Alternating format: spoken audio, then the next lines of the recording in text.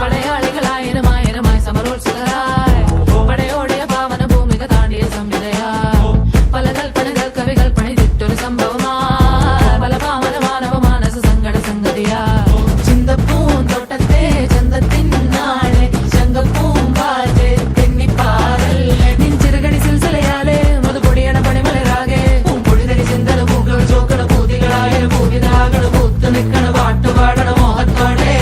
തന്മനത്തിലെ മലയറയാകെ നിലമലരണി വന്നതയാലെ സുപ്രിയരസ പദനിസ സരിഗമ പദന സരതമതിലുലകമേ അതിർന്നു ഓടി സ്വർഗത്തിങ്കലെത്തിപ്പെട്ട എത്തിനാളെ